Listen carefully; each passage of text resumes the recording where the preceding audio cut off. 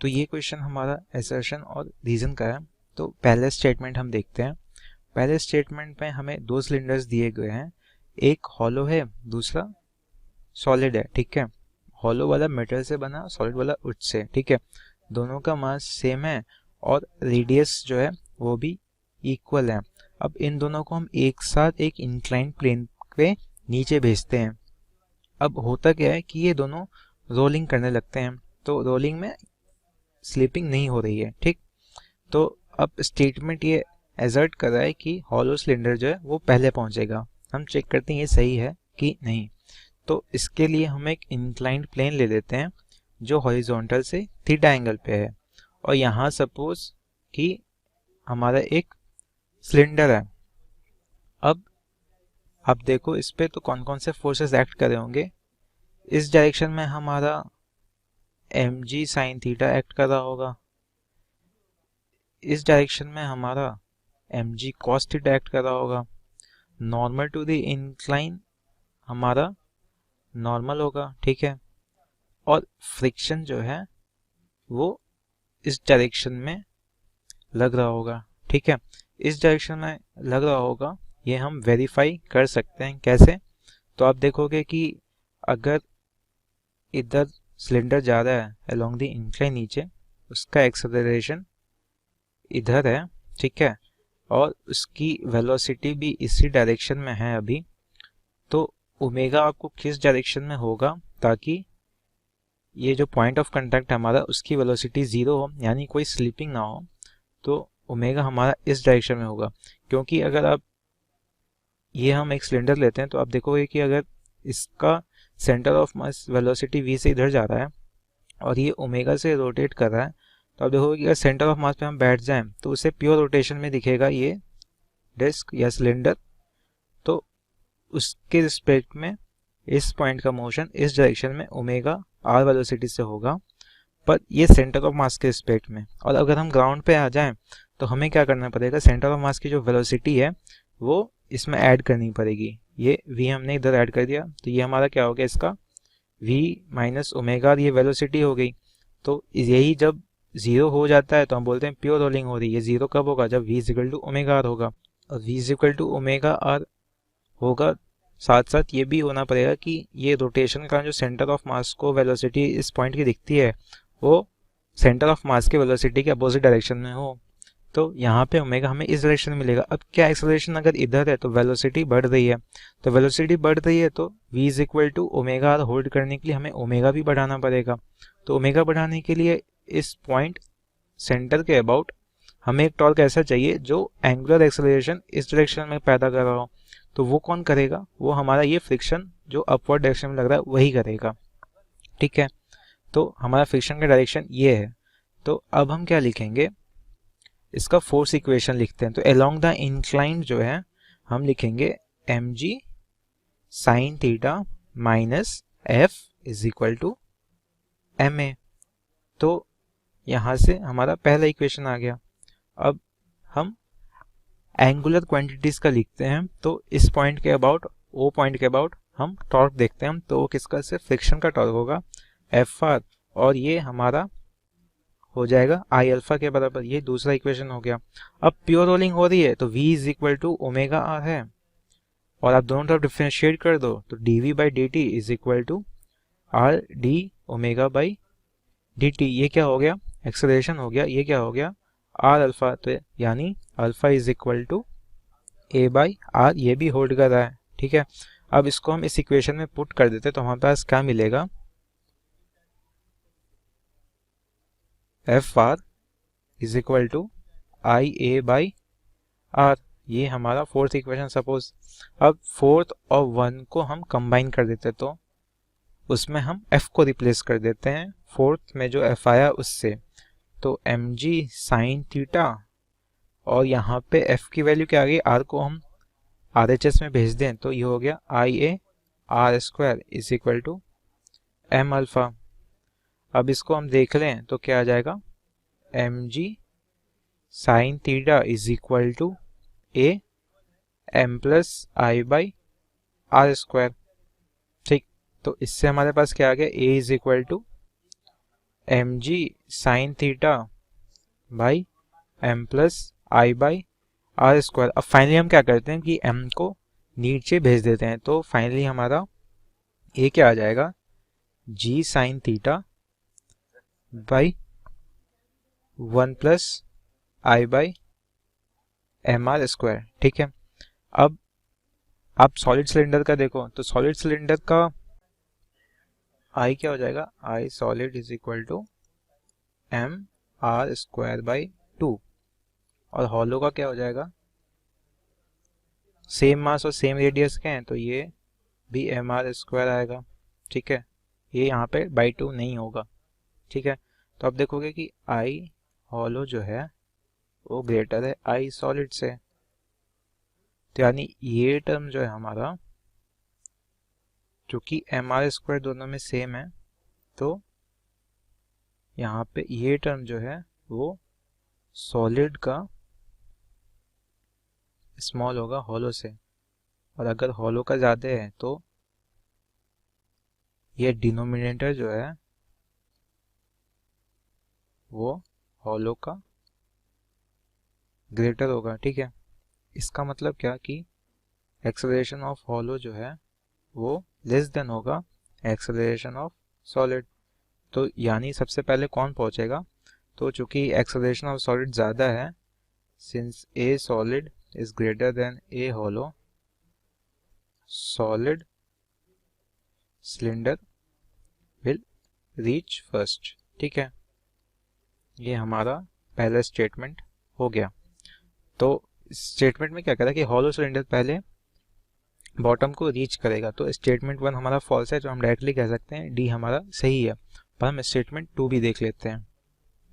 ठीक है, तो स्टेटमेंट 2 में कह रहा है कि by the principle of conservation of energy the total kinetic energies of both the cylinders are identical when they reach the bottom of the incline. तो हमें पता करना है कि क्या दोनों की काइनेटिक एनर्जी जब वो बॉटम पे रीच करेंगे वो सेम होगी कि नहीं होगी। तो आप यहाँ पे ये देख सकते हो कि अगर हमने ये इंक्लाइन लिया है, ठीक है, ये रफ है, और इस पे जो ऑब्जेक्ट रोटेट प्लस ट्रांसलेट कर रहा है वो प्योर रोलिंग के केस में है, तो यहाँ पे क्या होगा, ये जो पॉइंट है ना, पॉइंट ऑफ कांटेक्ट, उसकी वेलोसिटी 0 हो जाएगी। v point of contact is equal to 0। इसका मतलब क्या है कि उसका velocity of point of contact, suppose p बोलते हैं उसको, with respect to inclined plane, जो क्या होगा वो भी होगा 0, क्योंकि इंक्लाइंड प्लेन भी रेस्ट पे, ये भी रेस्ट पे, तो दोनों का रिलेटिव वेलोसिटी जो है, मतलब p का रिलेटिव वेलोसिटी इंक्लाइंड प्लेन के रिस्पेक्ट में 0 होगा। अब ये 0 हो गया, तो यानी इन दोनों सरफेस के बीच में कोई रिलेटिव मोशन नहीं हो रहा, और अगर रिलेटिव मोशन नहीं हो रहा तो हम क्या बोलेंगे, फ्रिक्शन जो है उसका कोई वर्क डन नहीं हो रहा है, वर्क डन इज 0। ठीक है, क्यों, क्योंकि अगर फ्रिक्शन यहाँ पे लग रहा है तो कुछ हमें ये रिलेटिव मोशन होना चाहिए, ताकि हम बोले F dot x is equal to work done. ठीक है, अगर ये x यहाँ पे 0 है तो वर्क डन क्या होगा, 0, यानी फ्रिक्शन का वर्क डन 0 है, क्योंकि point of application of friction जो है वो पॉइंट ऑफ कांटेक्ट है, और पॉइंट ऑफ कांटेक्ट की कोई वेलोसिटी है ही नहीं, तो उसका कोई डिस्प्लेसमेंट होगा ही नहीं। तो हम क्या बोलेंगे, फ्रिक्शन का वर्क 0 है। अगर फ्रिक्शन का वर्क 0 है तो बच गए कौन कौन से फोर्सेस, तो नॉर्मल हो गया और mg हो गया। तो आप देखोगे नॉर्मल जो है वो परपेंडिकुलर टू द मोशन है। अब परपेंडिकुलर टू द मोशन इसका मतलब क्या, कि एफ एस कॉस थीटा, जहाँ पे एफ जो है वो फोर्स है कोई भी, हमारा वर्क डन होता है, तो एफ हमारा मोशन के परपेंडिकुलर, यानी एफ और एस के परपेंडिकुलर है, तो थीटा क्या हो गया हमारा यहाँ पे 90 डिग्री, तो वो 0, यानी वर्क डन 0 होगा नॉर्मल का। तो सिर्फ वर्क डन कौन करेगा, तो mg का कौन सा कंपोनेंट स्पेसिफिकली करेगा, वो mg साइन थीटा, क्योंकि सिर्फ वही अलोंग द मोशन है। ठीक है, तो mg साइन थीटा करेगा, ये क्या है, कंजर्वेटिव फोर्स है। ठीक है, तो क्या होगा, शुरुआत में जो टोटल एनर्जी थी ऑब्जेक्ट्स की, वो फाइनल भी टोटल एनर्जी वही रहेगी। अब दोनों को हमने सेम हाइट पे किया था, t1 is equal to t2 पहले लिख लेते हैं, और सेम हाइट पे हमने रिलीज किया था, तो pe1 जो है दोनों का सेम रहेगा, और काइनेटिक एनर्जी शुरुआत में क्या थी हमारी, 0 थी, और at the end potential energy हम बोलते हैं 0, क्योंकि वो बॉटम से हम रेफरेंस मानते हैं बॉटम को, और वहाँ से पोटेंशियल एनर्जी कैलकुलेट करते हैं, और ke2 कुछ रही होगी, ठीक है। तो अब देखोगे कि अगर Pe1 is equal to ke2 है, ठीक है, तो पहले केस में भी P1 सेम है, दूसरे केस में भी Pe1 सेम है, तो इसका मतलब ke2 दोनों ही केसेस में सेम होंगे। तो हॉलो हो चाहे सिलेंडर हो, काइनेटिक एनर्जी दोनों की सेम रहेगी, ठीक है। तो स्टेटमेंट 2 हमारा सही है। सो सही ऑप्शन हमारा क्या है, ऑप्शन डी। तो इसी पैराग्राफ को आगे ही कंटिन्यू करते हुए हमें यही दे रखा है कि डिस्क के 2 स्प्रिंग्स हैं और एक एक्सल है, और ये डिस्क को हमने मूव करा है। तो इस पार्ट में पूछा है कि हमारा जो centre of mass of the disc है उसका SHM जो करेगा, क्योंकि स्प्रिंग्स है तो SHM करेगा ही, तो उसकी एंगुलर फ्रीक्वेंसी क्या होगी।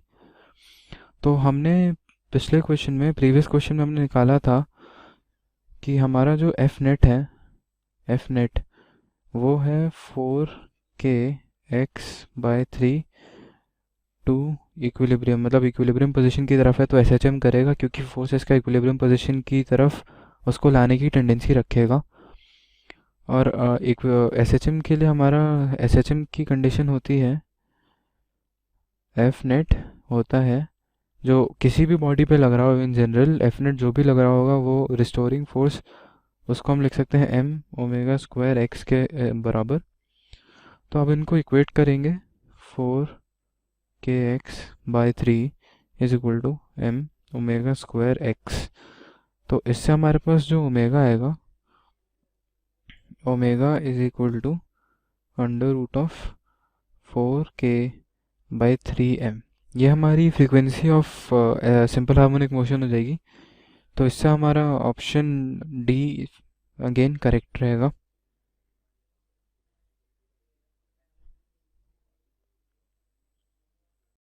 हेलो गाइस, इस क्वेश्चन में हमसे बोला गया है a wheel of radius r and mass m is placed at the bottom of a fixed step of height r as shown in figure में आपको दिखाया गया, ठीक है। ये रेडियस r है, ठीक है। ये स्टेप की डिस्टेंस कितनी होगी, रेडियस के इक्वल ही हो जाएगी, जो अपना व्हील रखा है उसकी रेडियस के इक्वल, ठीक है। उसने बोला है ये constant force is continuously applied on the surface of the wheel so that it just climbs the step without slipping. Consider the torque tau about an axis normal to the plane of the paper passing through the point Q, ठीक है।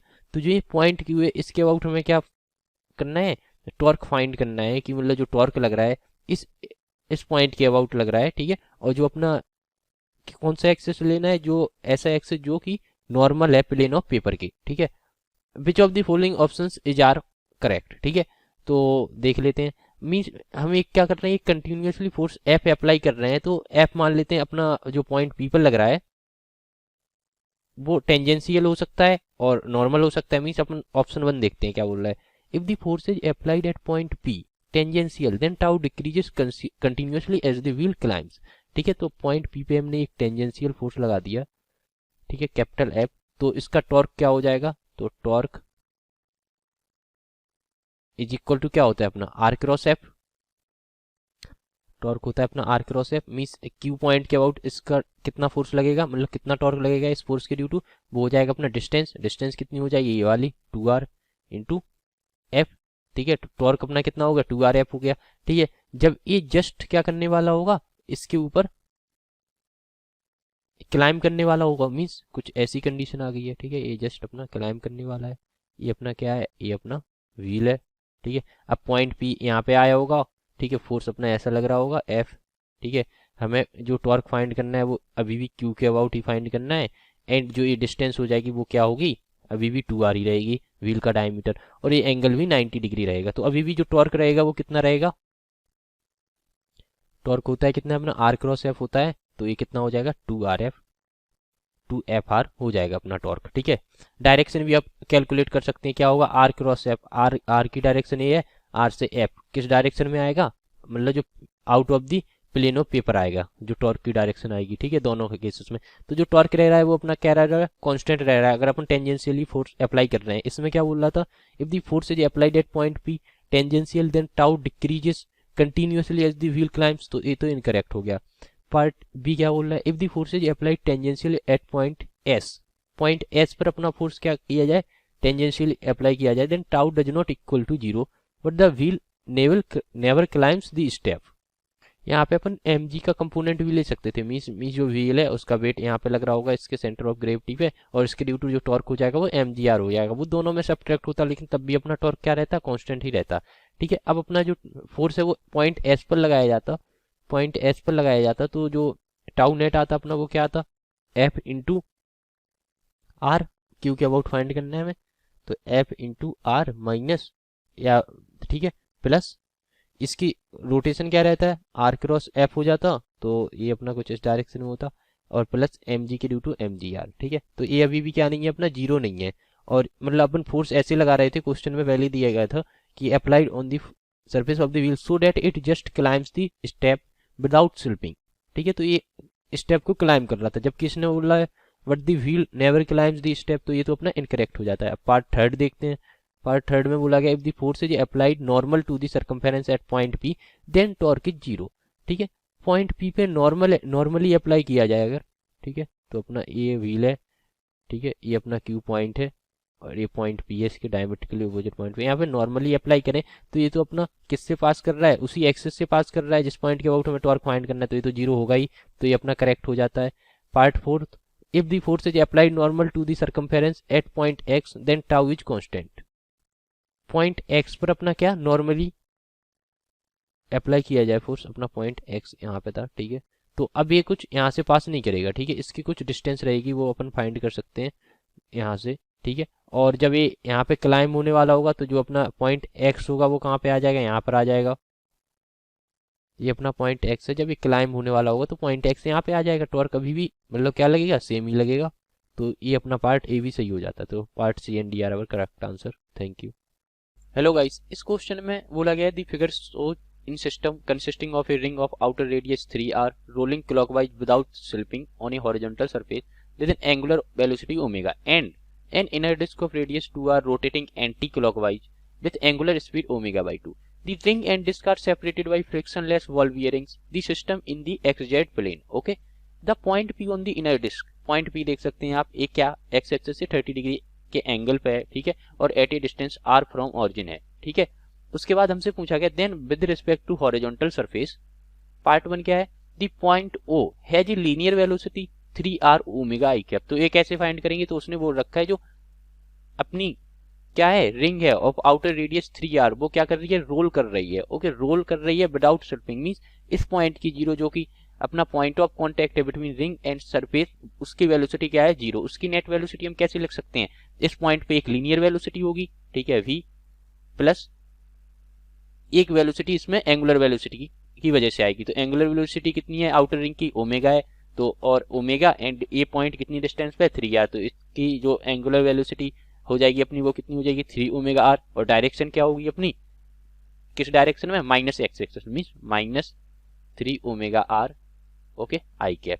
ये हो जाएगी क्या angular velocity की वजह से इसकी स्पीड। ए कितना होना चाहिए, जीरो होना चाहिए क्योंकि स्लिपिंग नहीं हो रही, तो इससे अपने v मिल जाएगी, मीन्स लीनियर वेलोसिटी मिल जाएगी आउटर रिंग की जो कि कितनी होगी 3 omega r I cap.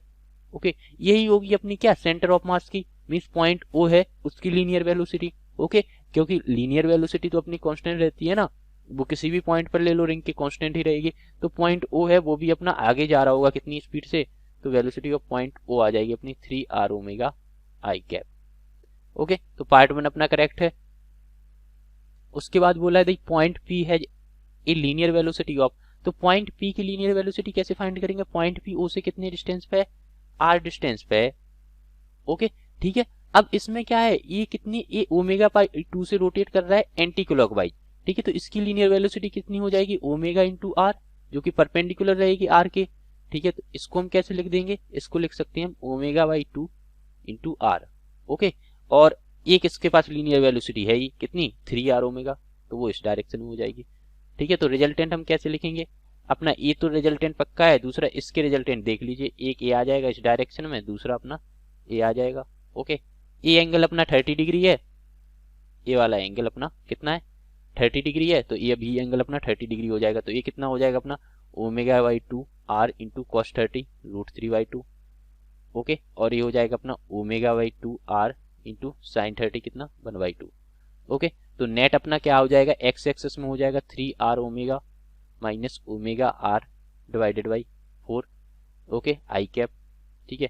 And Z access है ना अपना, ये एक्स जेड प्लेन में है, तो जेड एक्सेस के अलोंग कितना हो जाएगा अपना √3/4 आर ओमेगा के कैप, ठीक है।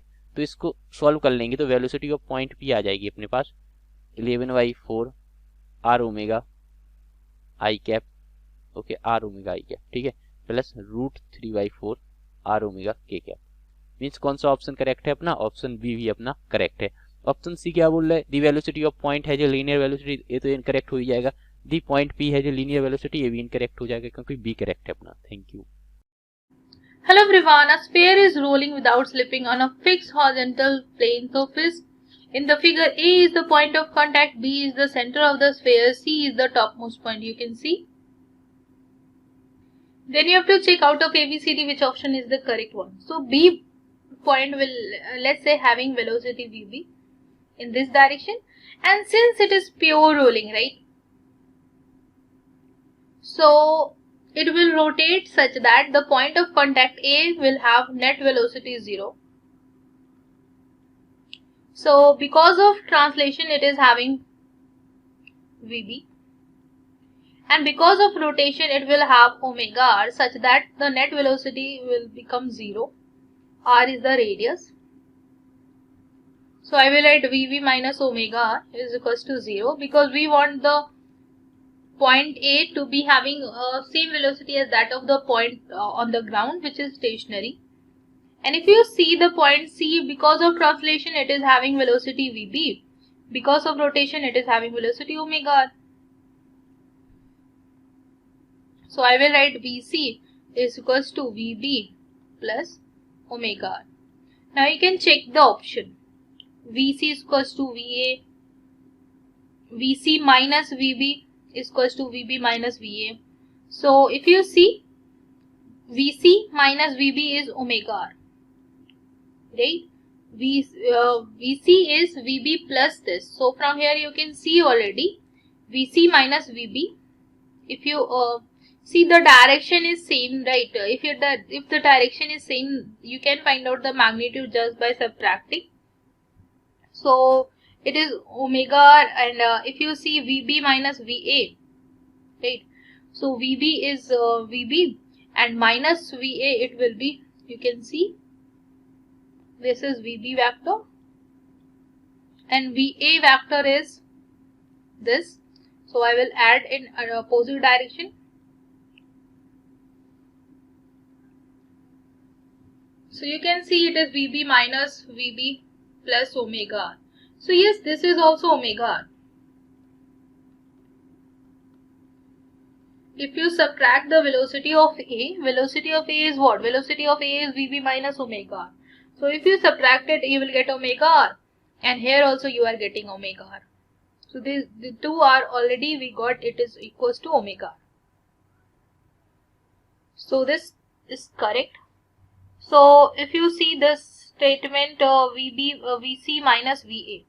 So VC minus VA. So let us see without direction first, since we took all the direction towards right.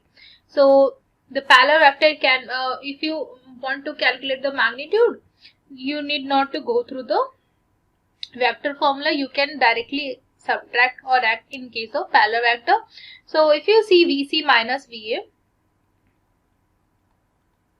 VC is VB plus omega r, and VA is VB minus omega.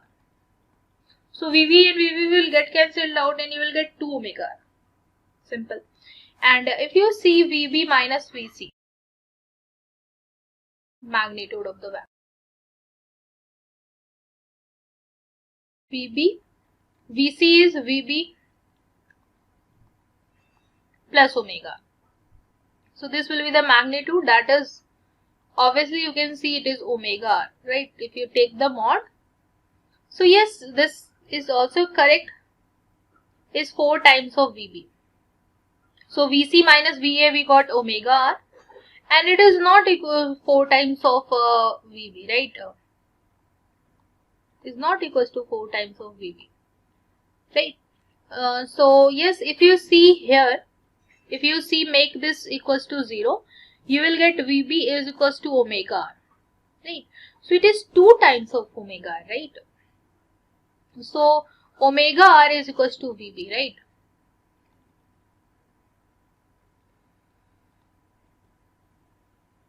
So this is equals to 2 times of VB, not 4 times of VB, right? So this is incorrect, incorrect. So the correct option here will be B and C. Thank you.